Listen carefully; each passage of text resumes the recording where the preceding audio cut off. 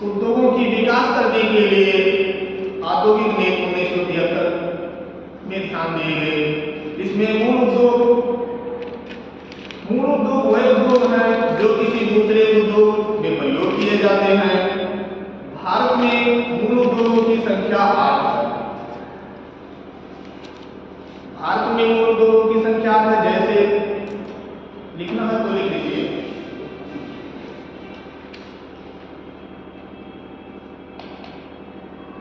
मूल उद्योग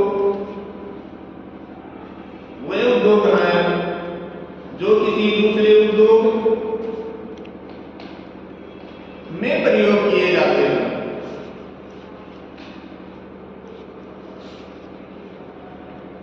भारत में मूलभूत उद्योगों की संख्या 8 है। जैसे नंबर 1 कोयला,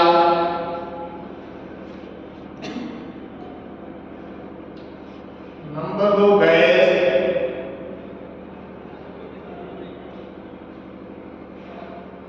नंबर 3 कच्चे तेल,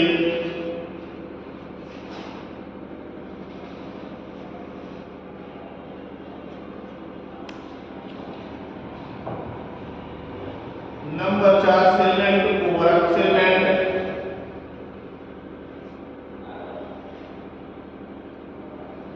अगला नंबर उर्वरक,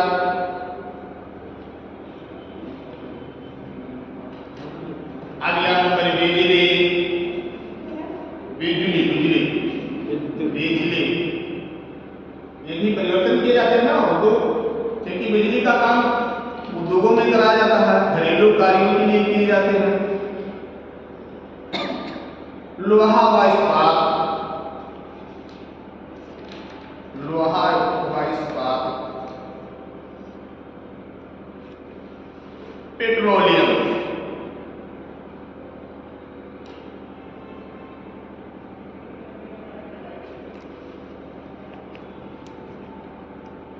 अब मूलभूत उद्योग वे उद्योग होते हैं जो अपने उद्योग के साथ साथ अगले उद्योगों का विकास करने की जरिया बनाते हैं, उसे मूलभूत उद्योग कहते हैं। जैसे कोयला हुआ, कोयला के माध्यम से हम अलग उद्योगों की व्यवस्था करते हैं, जैसे ईंट का निर्माण करना, ईंट को पकाना। गैस है, गैस के माध्यम से हम भोजन को प्राप्त करते हैं, भोजन को पकाते हैं। कच्चे तेल हुए, कच्चे तेल के माध्यम से भी हम अलग व्यवसाय करते हैं। मतलब जिस उस उद्योग मूलभूत उद्योग के माध्यम से हम दूसरे उद्योग का प्रयोग करते हो, उसे हम मूलभूत उद्योग कहते हैं। मतलब इस उद्योग के माध्यम से दूसरे उद्योग का विकास हो। अगला औद्योगिक नीति 1977, औद्योगिक नीति 1977,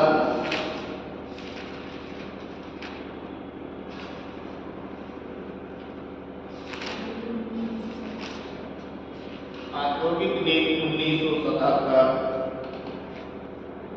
में ग्रामीण उद्योग एवं लघु, में ग्रामीण उद्योग एवं लघु,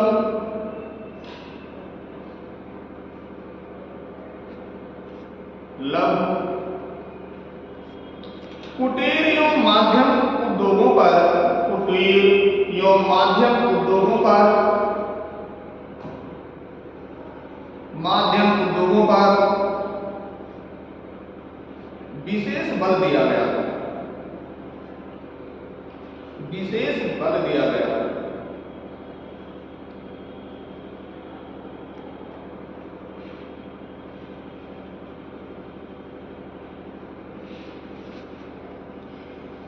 विकेंद्रीयकृत औद्योगिकरण के द्वारा, विकेंद्रीयकृत औद्योगिकरण के द्वारा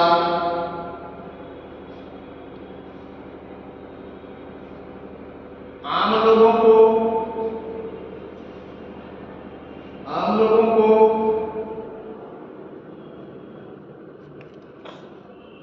औद्योगिकरण की प्रक्रिया से, आम लोगों को औद्योगिकरण की प्रक्रिया से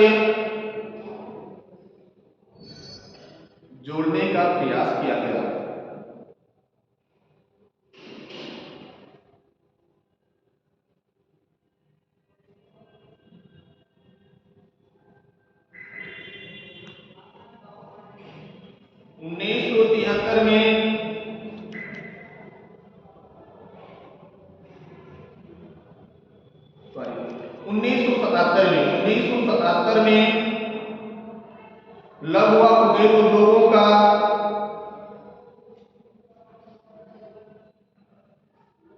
विस्तार बेहद पैमाने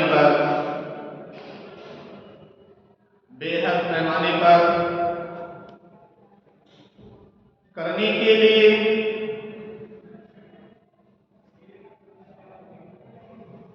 जिला उद्योग केंद्र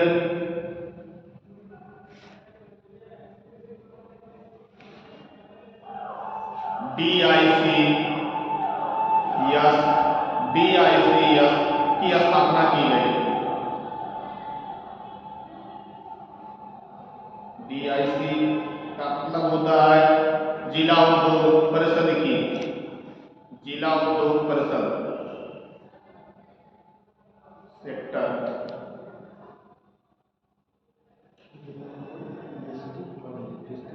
DIC जिला उद्योग परिषद की स्थापना की गई, जिसका उद्योग का लक्ष्य जिसको उद्योग का लक्ष्य 50 लाख तक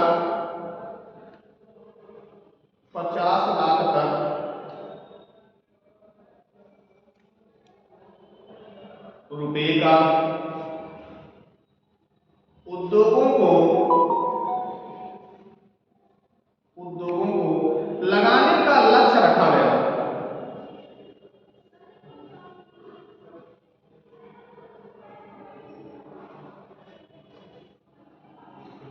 औद्योगिक नीति 1980,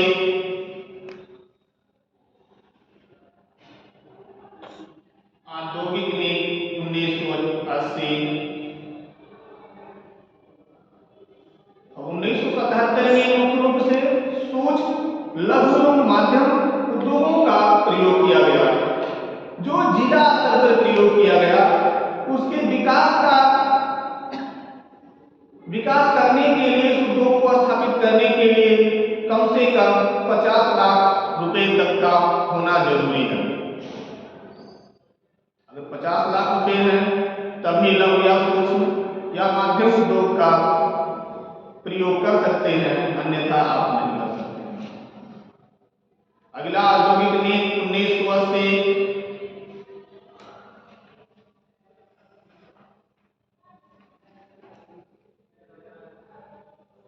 औद्योगिक नीति 1980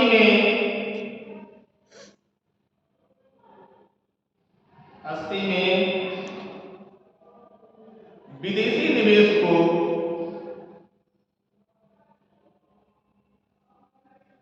फिर से अनुमति प्रदान किया गया,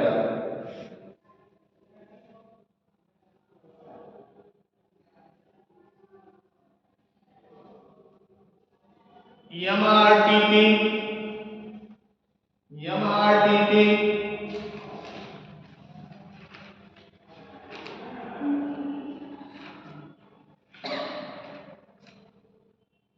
सीमा में संशोधन कर इसे बढ़ाकर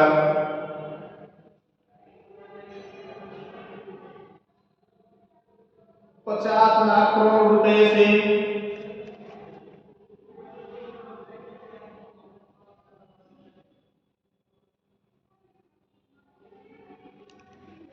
ऊपर का व्यापार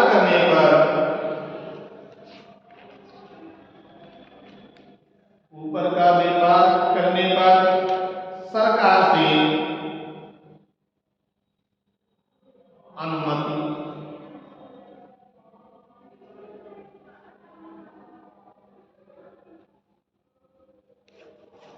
प्राप्त हो गई। औद्योगिक नीति 1986, औद्योगिक नीति 1986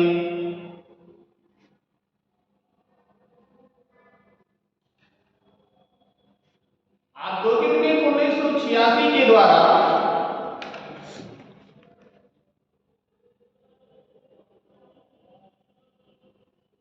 विदेशी निवेश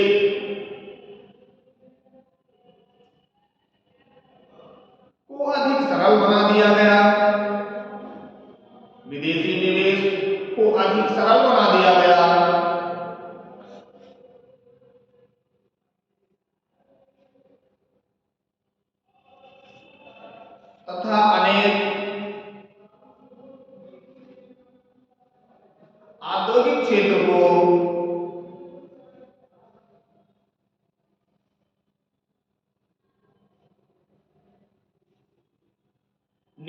के लिए खोल दिया गया।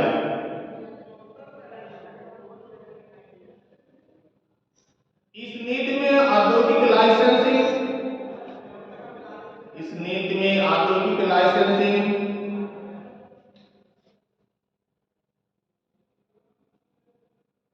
की प्रक्रिया को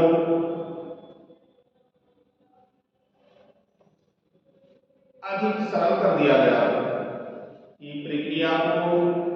सरल कर दिया गया।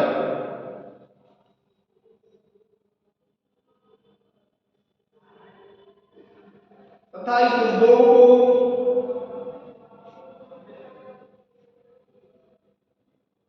स्थापित करने के लिए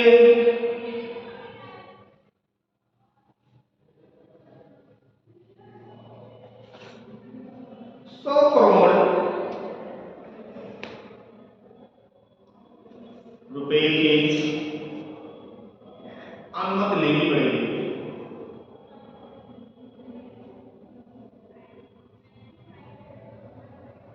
अभी हमारा आधुनिक नीति जो मुख्य वर्तमान में चल रहे हैं, औद्योगिक नीति 1991,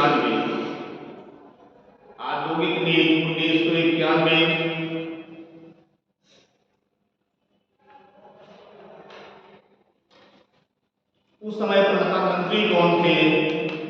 तो प्रधानमंत्री पीपी नरसिम्हा राव थे।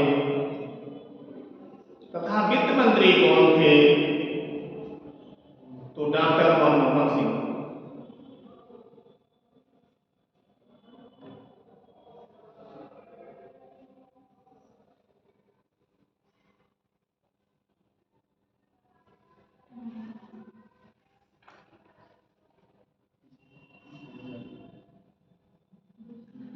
चौबीस जुलाई 1991 को तत्कालीन प्रधानमंत्री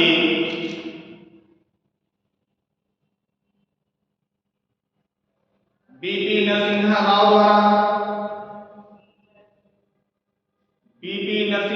द्वारा घोषित की गई।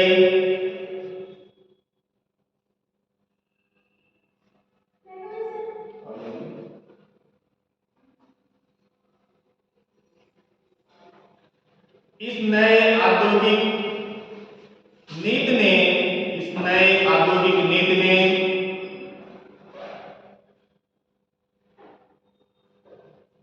देश में बेहद आर्थिक सुधार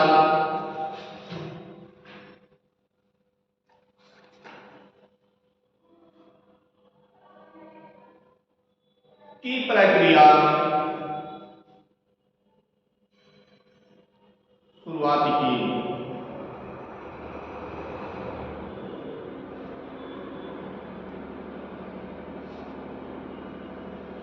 नई औद्योगिक नीति के प्रकार नई औद्योगिक नीति के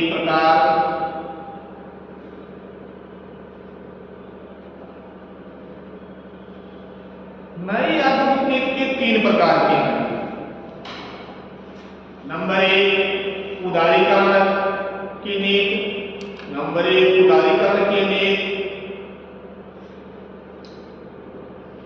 2 निजीकरण की नीति। नंबर 3 वैश्वीकरण की नीति।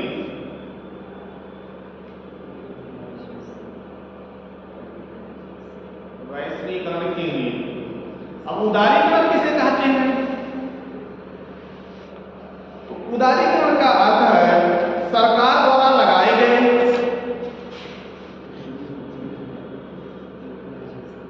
प्रत्यक्ष या भौतिक नियंत्रण से अर्थव्यवस्था को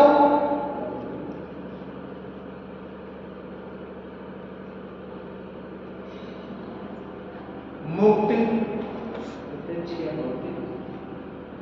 सरकार द्वारा लगाए गए प्रत्यक्ष या भौतिक नियंत्रणों से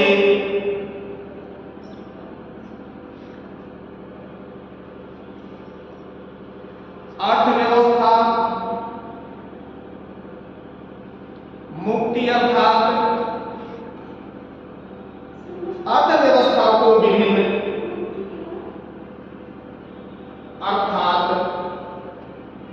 अर्थव्यवस्था को विभिन्न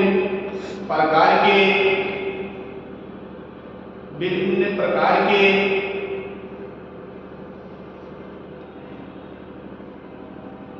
नियंत्रणों के संबंध में उदार होना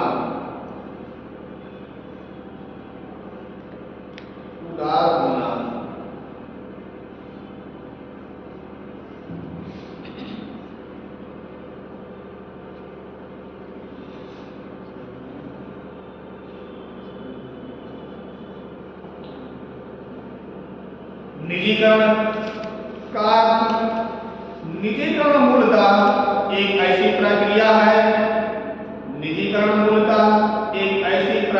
है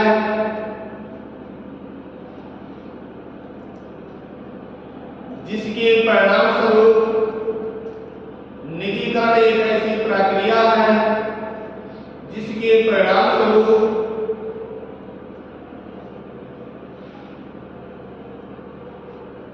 सार्वजनिक उद्यमों के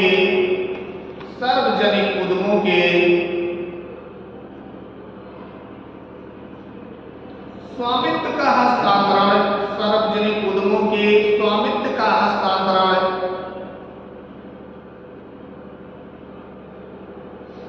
सरकार से हटाकर निजी क्षेत्रों को होता है।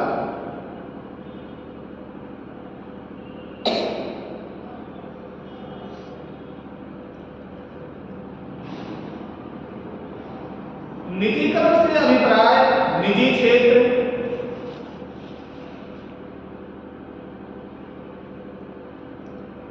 द्वारा सार्वजनिक क्षेत्र के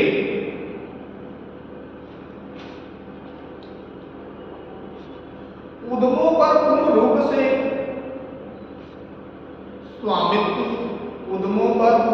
से स्वामित्व निजीकरण से अभिप्राय है निजी क्षेत्र द्वारा सार्वजनिक क्षेत्र के उद्यमों पर पूर्ण रूप से स्वामित्व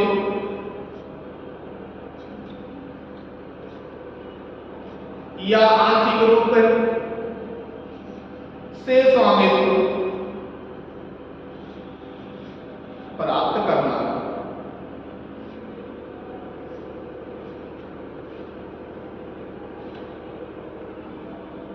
तथा उनका प्रबंधन करना।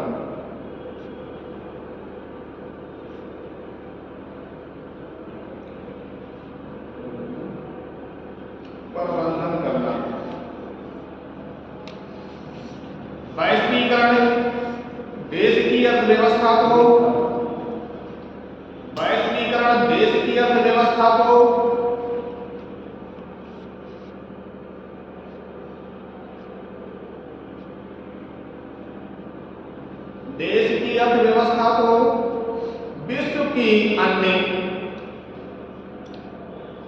विश्व की अन्य अर्थव्यवस्थाओं के साथ व्यापार पूंजी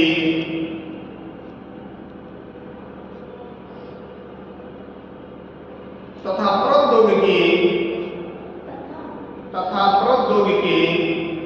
पूंजी तथा प्रौद्योगिकी के प्रभाव के माध्यम से जोड़ा जाता है।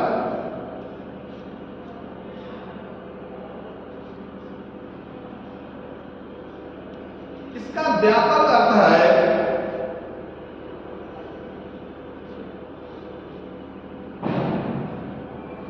देश की अर्थव्यवस्था को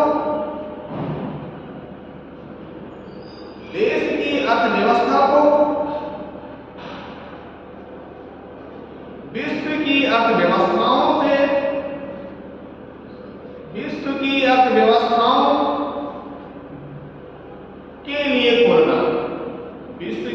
अर्थव्यवस्थाओं के लिए खोलना।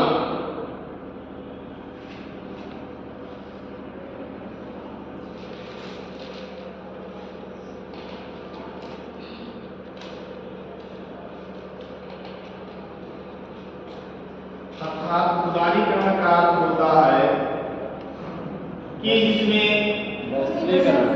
वैश्वीकरण को बता दिए, आप व्यवहारिक में समझ जाइए कि उदारीकरण किसे कहते हैं और निजीकरण किसे कहते हैं और वैश्वीकरण किसे कहते हैं।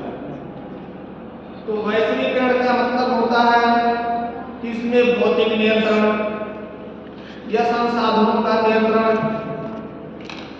सरकार के द्वारा, जिसपे सरकार के द्वारा किए जाते हो, यानी तीनों हो, जनता भी हो, सरकार भी हो, और सरकार के माध्यम से दोनों का, सार्वजनिक और निजी दोनों क्षेत्रों का प्रयोग किए जाते हो, तो ये हमारा निजीकरण कहलाता है। जैसे निजी लोग प्रयोग करते हैं, जैसे किसी काम करने के लिए एक ही व्यक्ति या व्यक्तियों के माध्यम से किया जाता हो, इसका स्वयं व्यक्ति मालिक हो, सरकार ना मालिक हो, उसे हम निजीकरण कहते हैं। और जिसमें सरकार और व्यक्ति दोनों मालिक होते हैं, वैश्वीकरण कहते हैं। और उदारीकरण में तीनों मालिक होते हैं, सरकार होता है, व्यक्ति होता है और निजी क्षेत्र के लोग भी होते हैं। यहां तक कोई दिक्कत? क्वेश्चन पूछे जाते हैं कि 1991 तक के द्वारा किस अर्थव्यवस्था पर विशेष ध्यान दिया गया? ऑप्शन में दे दिए जाते हैं वैश्वीकरण, निजीकरण और उदारीकरण। नंबर 2 दे दिए जाते हैं उद्योग, प्रबंधन एवं व्यवसाय। नंबर 3 दे दिए जाते हैं कृषि एवं संसाधन। नंबर 4 दे दिए जाते हैं फार्म, तकनीकी और व्यवसाय। पहला सही, तो जिसमें पहला ही सही है। अब उदारीकरण में किस पर विशेष ध्यान दिए जाते हैं? क्वेश्चन घुमाते, क्योंकि क्वेश्चन अब मिलान टाइप के आते हैं। जितने क्वेश्चन आते हैं मिलाने के लिए क्वेश्चन आते हैं कि इसको मिलान किया जाए या तर्क संगत क्वेश्चन करते हैं। जब तक आप डिटेल नहीं जानेंगे तब तक उसका मिलान तो कर ही नहीं पाएंगे। डिटेल जानना भी जरूरी है। यहां तक कोई दिक्कत? बात समझ में आती कि नहीं आती? आप लोग, क्योंकि ये तो आप लोगों की इकोनॉमिक्स है, ये तो खाली कहानी बताना नहीं है या सूत्र पे लिखाना नहीं है। सूत्र तो लगाना नहीं है। सूत्र का भी प्रयोग होते हैं सांख्यिकी में, इकोनॉमिक्स के सांख्यिकी में, जो आपके सिलेबस में है।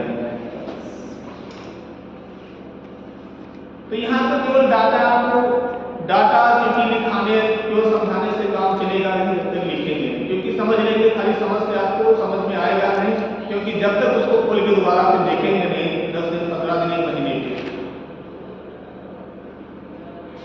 चलिए, औद्योगिक नीति 1991 की विशेषताएं क्या क्या है?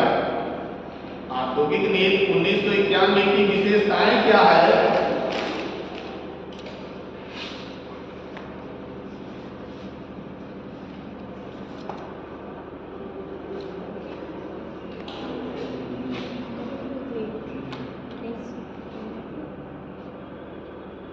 पहला विशेषता है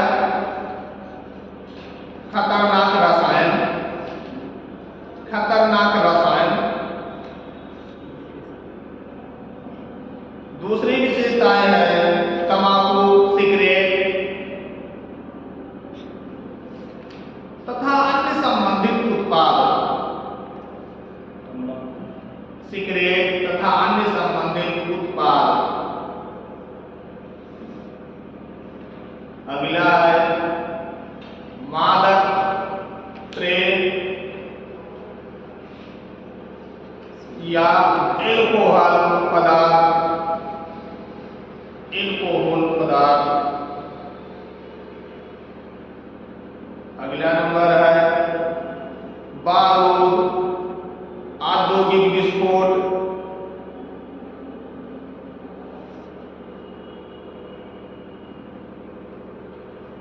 ये विशेषताओं में सरकार का कहने की तात्पर्य है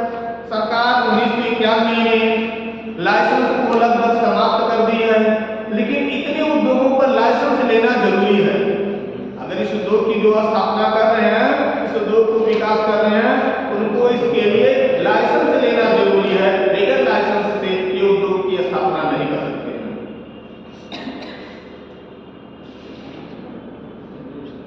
अगला हमारे आते हैं औद्योगिक उत्पादन सूचांक। औद्योगिक उत्पादन सूचांक 1937 के आधार 1937 के आधार वर्ष मानते हुए 1937 के आधार वर्ष मानते हुए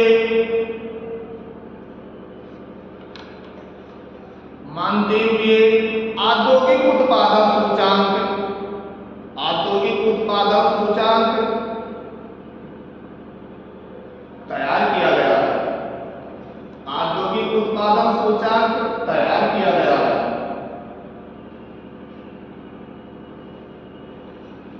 राष्ट्रीय सांख्यिकी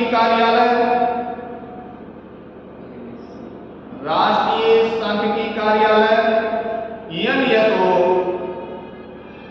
द्वारा औद्योगिक प्रदर्शन एवं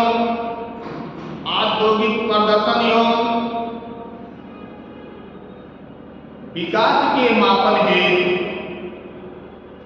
औद्योगिक प्रदर्शन एवं विकास के मापन हेतु औद्योगिक उत्पादन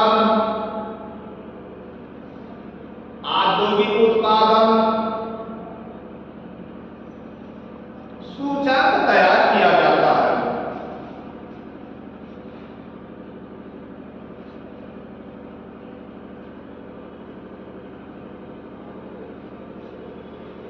हमारे औद्योगिक उत्पादन 1991 में कौन कौन महारत्न कंपनियां और मिनीरत्न कंपनियां स्थापित की गई, और महारत्न कंपनियां किसे कहते हैं, और नवरत्न कंपनियां किसे कहते हैं, और मिनीरत्न कंपनियां किसे कहते हैं। तो नंबर 1 महारत्न कंपनी।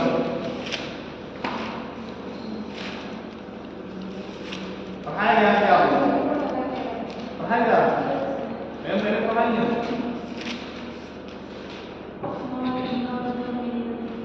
किसे कहते हैं सिर्फ महारत्न कंपनियां? 13 कंपनियां जो मैं बताया। महारत्न कंपनियां कितनी हैं?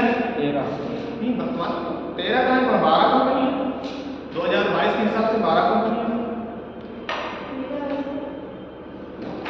ऑनलाइन को आपको ये बता रहा हूँ।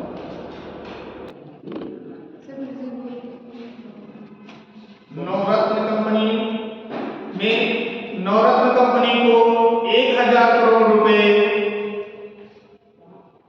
या प्रयोजन के कुल मूल्य का 15%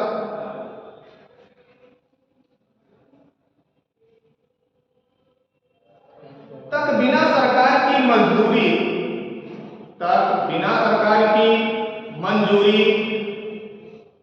रिपीट कर दीजिए, थोड़ा छूट गया। नवरत्न कंपनी को 1000 करोड़ रुपए या प्रयोजन के कुल मूल्य का 15% तक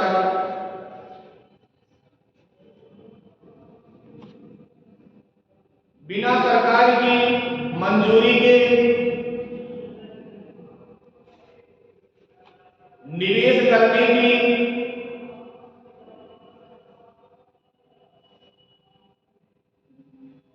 स्वामित्व प्राप्त होती है।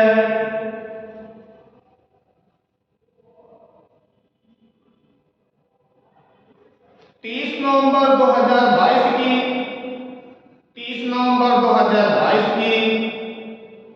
स्थिति के अनुसार भारत में 12 नवरत्न कंपनियां हैं।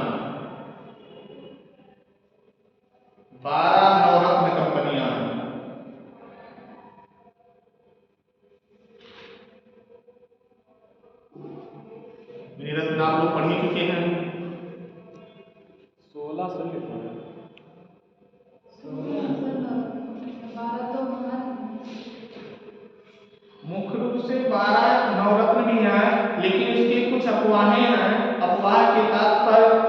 लोगों की जो पूर्ण रूप से सरकार द्वारा मान्यता ना प्राप्त है लेकिन वो अपना कार्य कर रहे हैं, तो 4 अलग हैं जो छोटी मिनी रत्न नवरत्न की श्रेणी में आते हैं।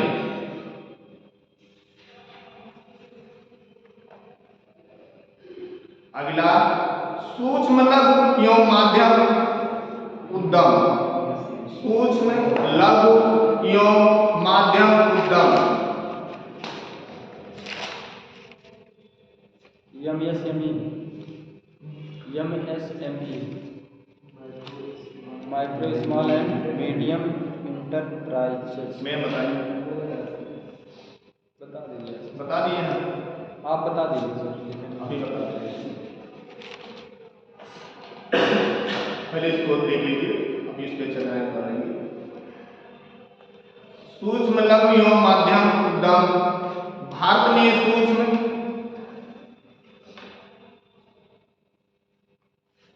लघु एवं माध्यम उद्यम न केवल बड़े उद्योग की तुलना में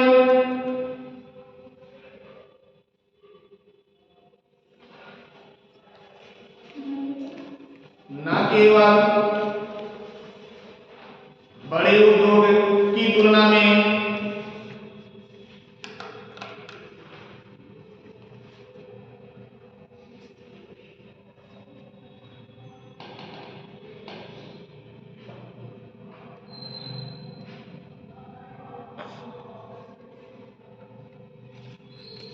अपेक्षाकृत कम पूंजी लगाकर, अपेक्षाकृत कम पूंजी लागत पर रोजगार के व्यापक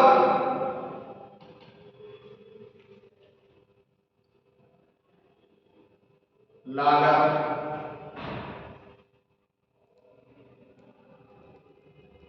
अवसर को प्राप्त करने में महत्वपूर्ण भूमिका निभाते हैं। सूक्ष्म लघु एवं माध्यम उद्योग का महत्व, क्या क्या उनके महत्व है? तो पहला महत्व है सूक्ष्म लघु एवं माध्यम उद्योग का महत्व, जिसमें पहला महत्व है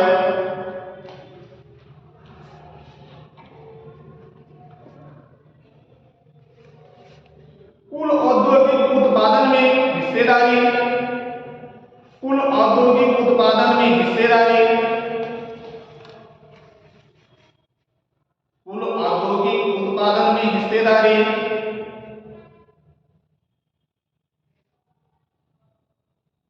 दूसरा महत्व है रोजगार के अवसरों का सर्जन कराना। रोजगार के अवसरों का सर्जन कराना।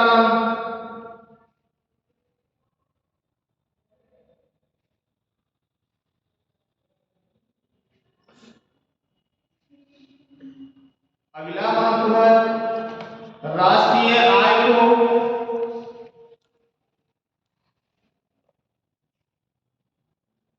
बेहतर वितरण करने में सहायक। राष्ट्रीय आय को बेहतर वितरण करने में सहायक। अगला है आयात प्रतिस्थापन एवं निर्यात संवर्धन। आयात प्रतिस्थापन एवं निर्यात संवर्धन।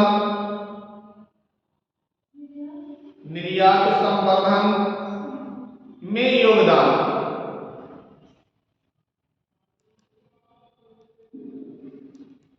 अगला है नागरिकों की मूलभूत।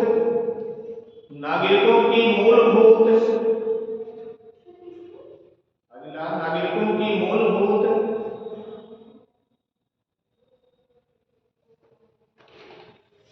आवश्यकताओं की पूर्ति हेतु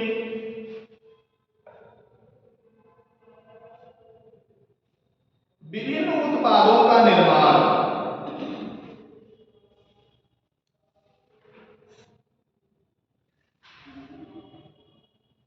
विभिन्न उत्पादों का निर्माण।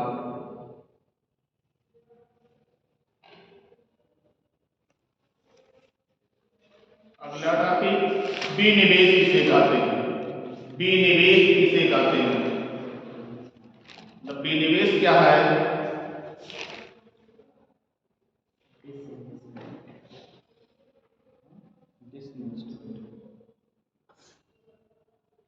विनिवेश वह प्रक्रिया है जिसके द्वारा सरकार विनिवेश वह प्रक्रिया है जिसके द्वारा सरकार सार्वजनिक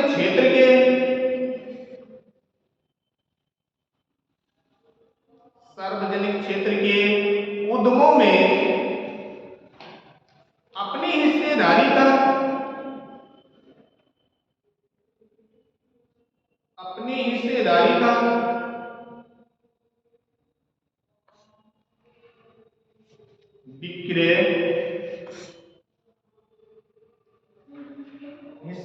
का विक्रय निजी क्षेत्र को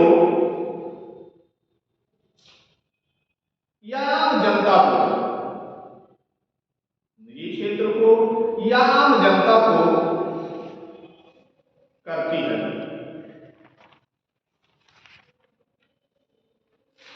विनिवेश विभाग की स्थापना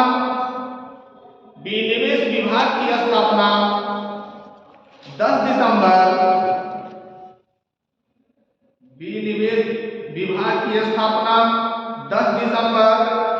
1999 को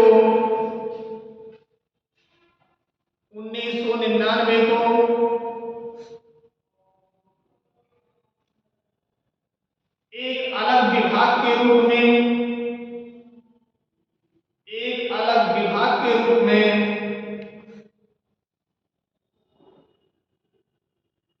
की गई थी।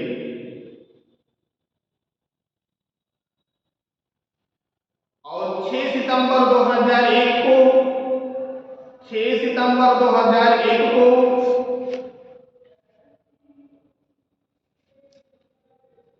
इसका नाम बदलकर 6 सितंबर 2001 को इसका नाम बदलकर विनिवेश मंत्रालय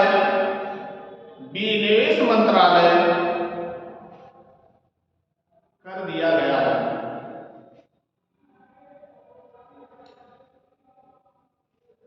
27 मई 2004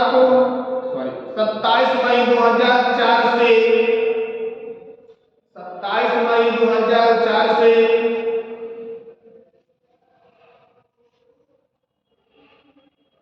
विनिवेश विभाग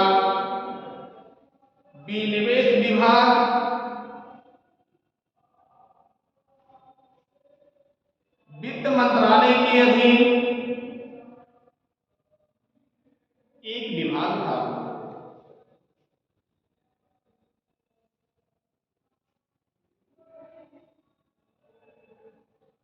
14 अप्रैल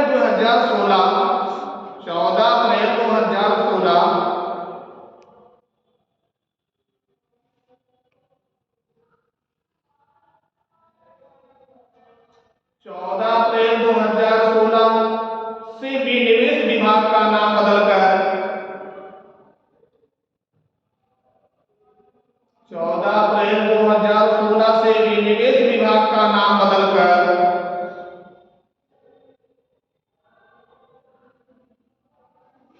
निवेश और लोक संपत्ति लोक पर संपत्ति प्रबंध विभाग कर दिया गया है।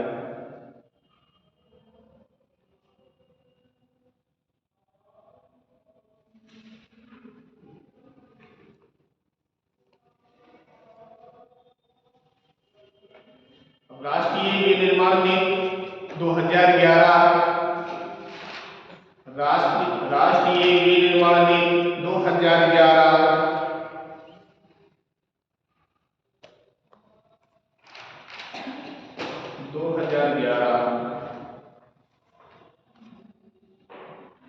विनिर्माण क्षेत्र के विकास हेतु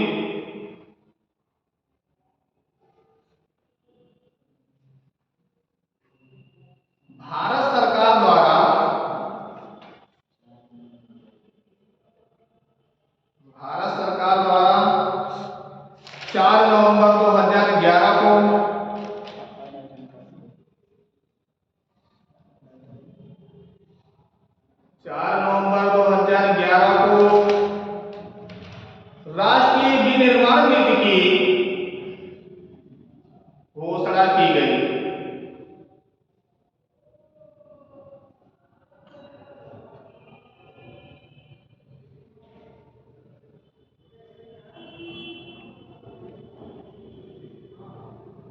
राष्ट्रीय विनिर्माण नीति 2011 के उद्देश्य क्या क्या थे? उद्देश्य क्या क्या थे? तो पहला उद्देश्य इनका था 2022 तक एक दशक में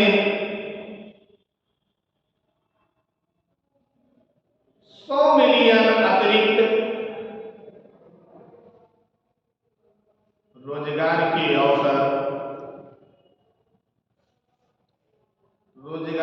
अवसर सर्जित करना।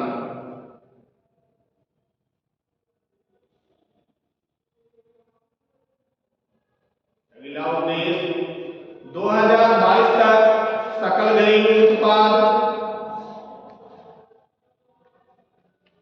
घरेलू उत्पाद में विनिर्माण के हिस्से को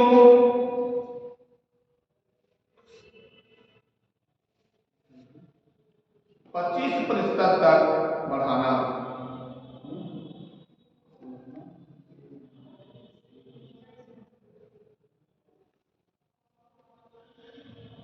राष्ट्रीय विनिर्माण नीति की विशेषताएं क्या है?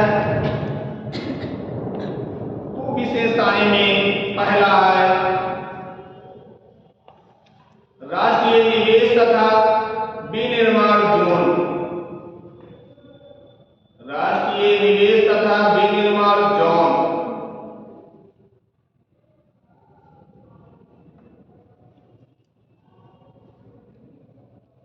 अगला कार्यक्रम है लघु एवं मध्यम उद्योग के लिए प्रोत्साहन देना।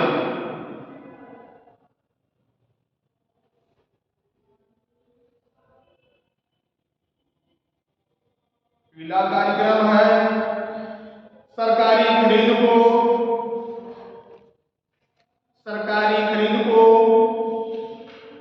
व्यवहारिक बनाना। सरकारी खरीद को व्यवहारिक बनाना।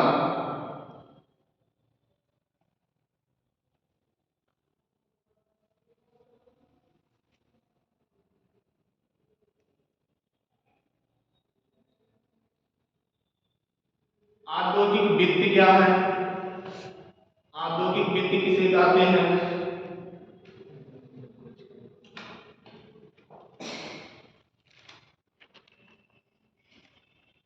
औद्योगिक वित्त मुख्य रूप से 2 प्रकार के होते हैं, स्थिर पूंजी या दीर्घकालीन पूंजी। नंबर दूसरा होते हैं कार्यशील पूंजी या अल्पकालीन पूंजी। औद्योगिक वित्त में 2 प्रकार के होते हैं। नंबर 1 होते हैं स्थिर पूंजी या दीर्घकालीन पूंजी।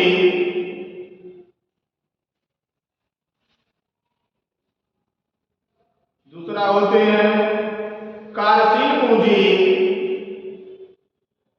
या अल्पकालीन पूंजी।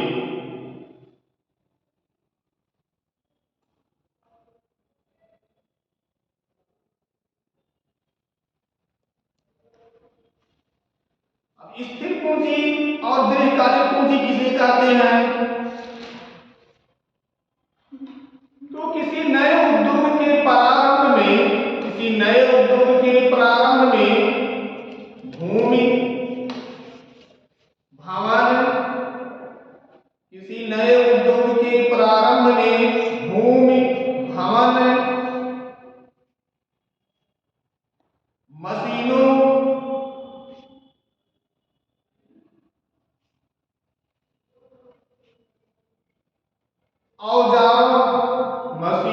औजार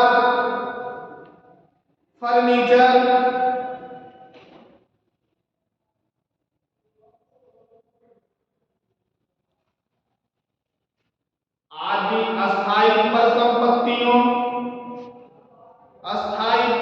संपत्तियों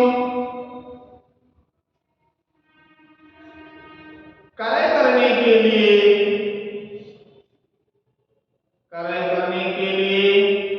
आवश्यक पूंजी को दीर्घकालीन पूंजी कहते हैं।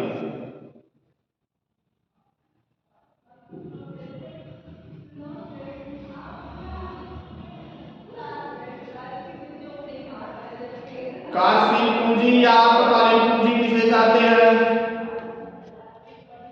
कार्यशील पूंजी या अल्पकालीन पूंजी किसे कहते हैं? तो किसी उद्योग के दिन प्रतिदिन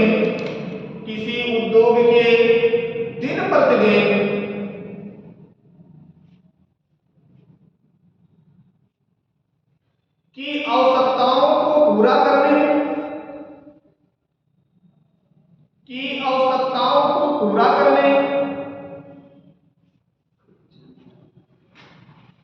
कच्चा माल खरीदने,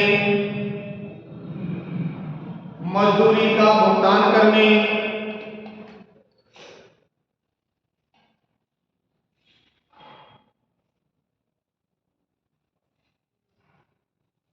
या अन्य प्रशासनिक कार्यों को पूरा करने के लिए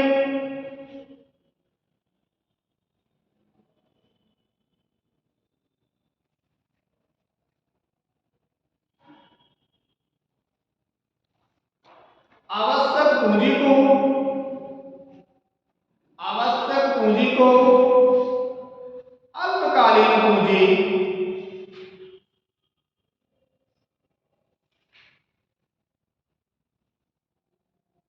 कहते हैं। अल्पकालीन पूंजी कहते हैं। मेक इन इंडिया किसे कहते हैं? तो मेक इन इंडिया की स्थापना कब हुई? मेक इन इंडिया क्या है? तो मेक इन इंडिया 25 सितंबर 2014 को भारत सरकार ने 25 सितंबर 2014 को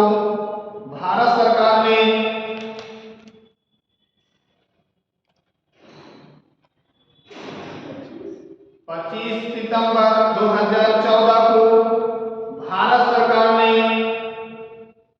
भारत के निर्माण क्षेत्र को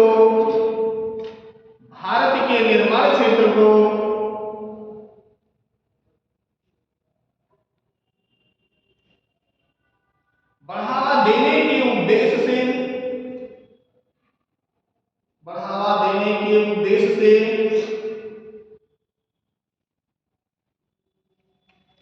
मेक इन इंडिया पहल की शुरुआत की।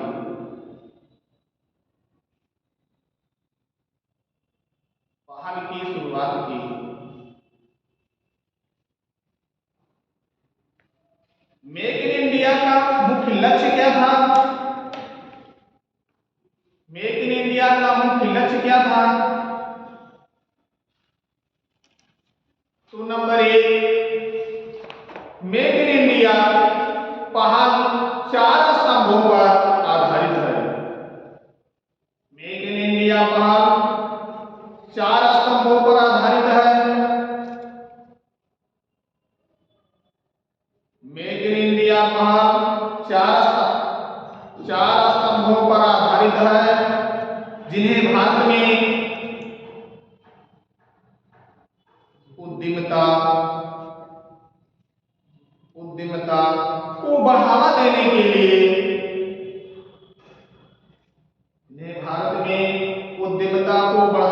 के लिए चिन्हित किया गया।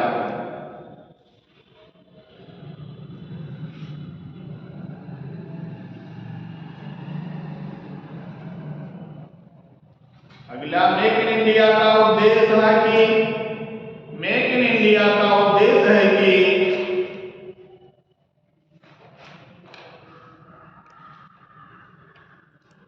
किसी कारोबार तथा व्यवसाय जीवन चक्र के लिए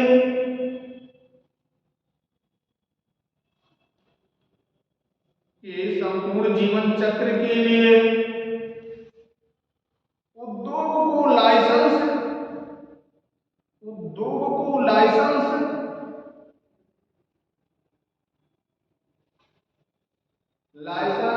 मुक्त एवं विनिमय मुक्त किया जाए।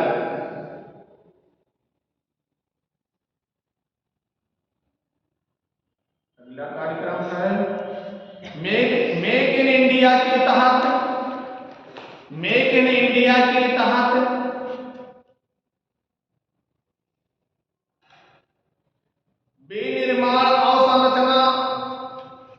विनिर्माण अवसंरचना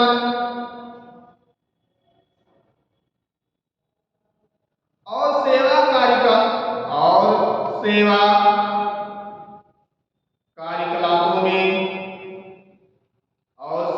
कार्यकलापों में 25 क्षेत्र चिन्हित किए गए हैं।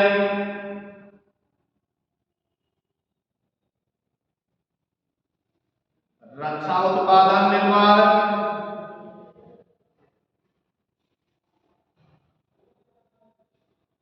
और रेलवे अवसंरचना क्षेत्र के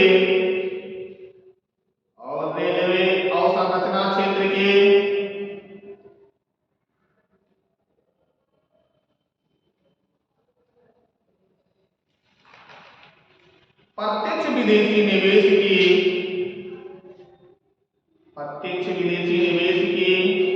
अनुमति दे दी गई है।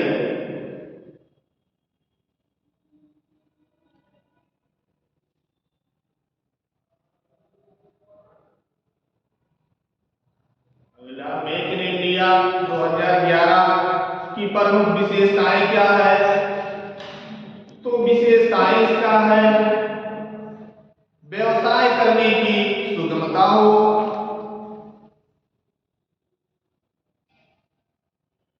सरल लाइसेंसिंग एवं नियमन प्रणाली हो, व्यवसाय करने की सुगमता हो,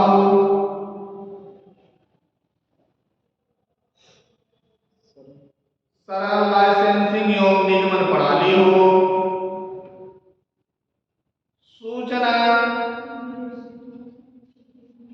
सरल लाइसेंसिंग एवं निगमन प्रणाली हो, सूचना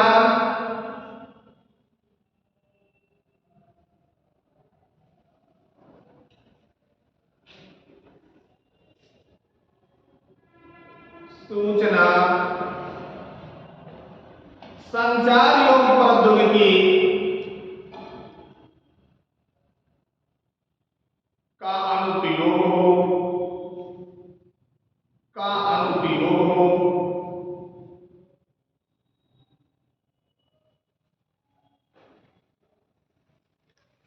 अगला कार्यक्रम मेक इन इंडिया के तहत बनने वाले नए आधारभूत संरचना कौन से हैं? तो नंबर 1 है औद्योगिक गलियारा। मेक इन इंडिया के तहत बनने वाले नए आधारभूत संरचना में नंबर 1 है औद्योगिक गलियारा, स्मार्ट शहर, हाई स्पीड रेल एवं मेट्रो रेल। औद्योगिक गलियारा, स्मार्ट शहर, हाई स्पीड रेल व मेट्रो रेल। अगला स्टार्टअप इंडिया। स्टार्टअप इंडिया किसे कहते हैं? तो स्टार्टअप इंडिया किसे कहते हैं? इसकी स्थापना कब की गई? स्टार्टअप इंडिया की 16 जनवरी 2016 को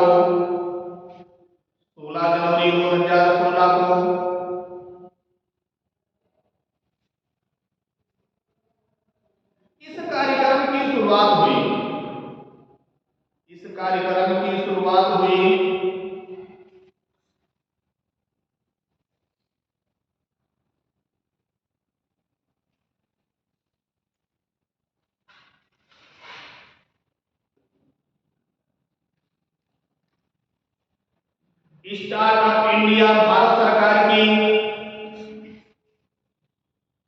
स्टार्टअप इंडिया भारत सरकार की एक पहल योजना है,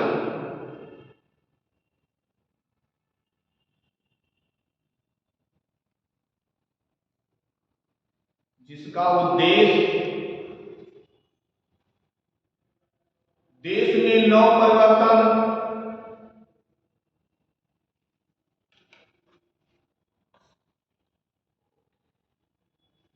और स्टार्टअप के संवर्धन के लिए स्टार्टअप के संवर्धन के लिए मजबूत अर्थतंत्र का निर्माण करना।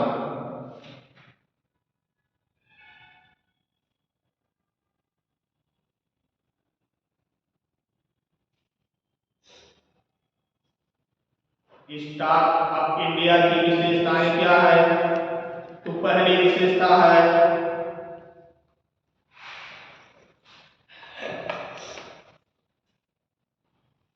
स्टार्टअप इंडिया हब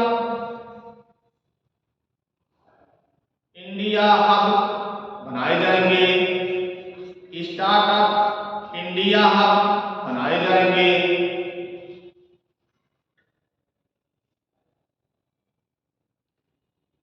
इस हब की जिम्मेदारी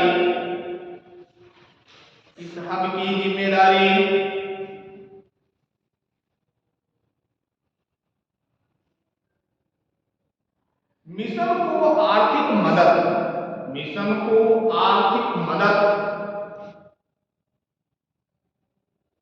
व ज्ञान आदान प्रदान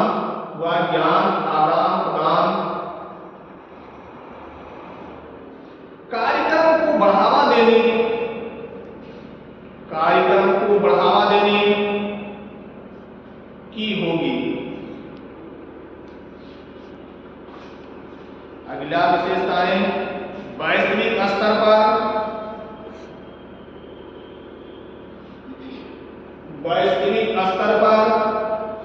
पहचान बनाने,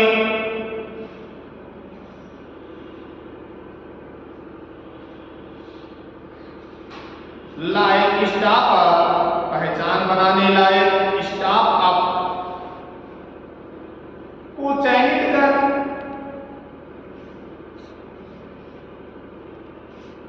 सरकार द्वारा 10 करोड़ रुपए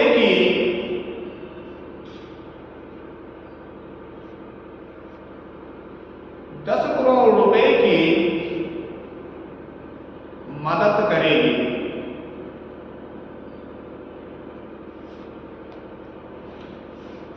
अगला कार्यक्रम स्टार्टअप उद्योग को सरकारी ठेके में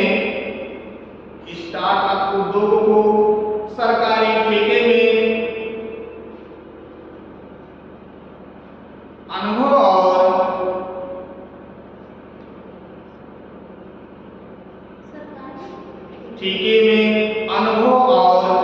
कारोबार सीमा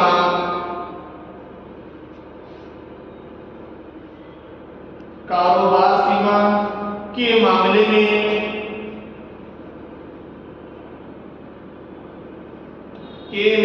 में छूट दी जाएगी।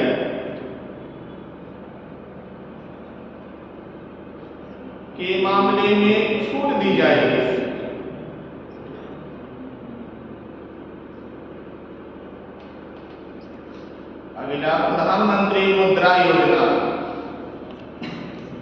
प्रधानमंत्री मुद्रा योजना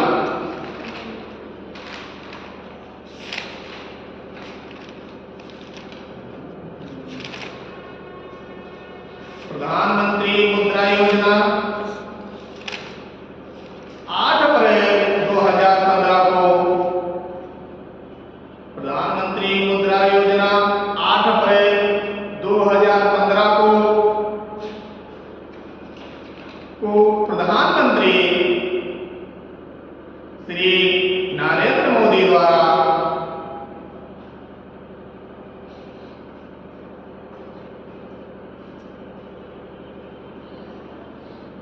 नई दिल्ली में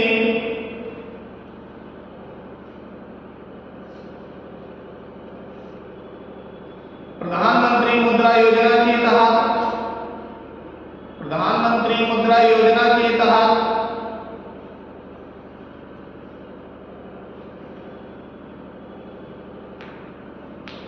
सूक्ष्म इकाई विकास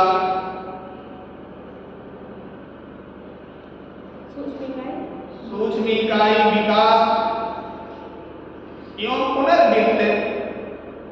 पुनर्वित्त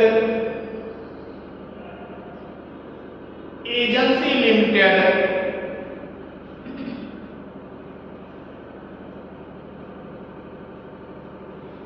अर्थात मुद्रा बैंक की शुरुआत हुई। मुद्रा बैंक की शुरुआत हुई। सर समझा भी दिया करिए, सिर्फ लिखाते हैं।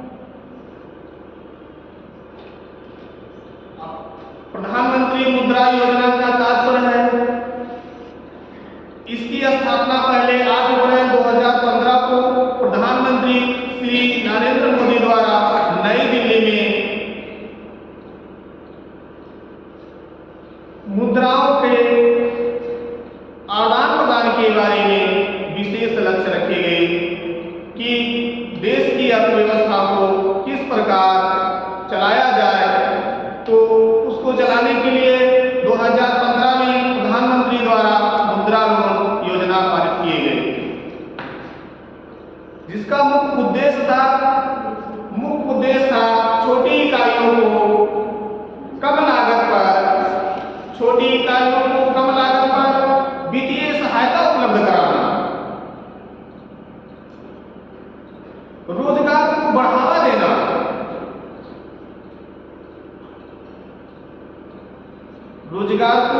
देना, संस्थागत वित्त को बढ़ावा देना, स्वरोजगार को बढ़ावा देना, उद्यमशीलता को बढ़ावा देना।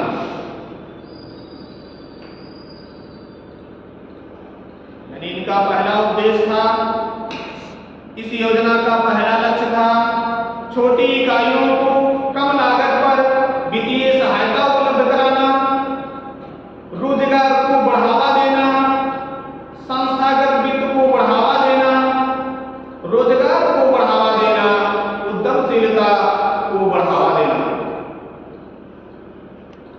यानी इस योजना का मुख्य उद्देश्य था कि रोजगार को बढ़ाया कैसे जाए।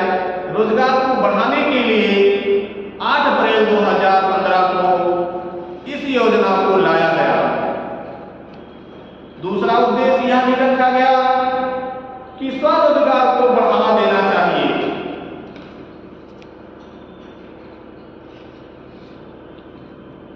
ये इतने आपके कार्यक्रम भारतीय औद्योगिक संस्थान किए थे।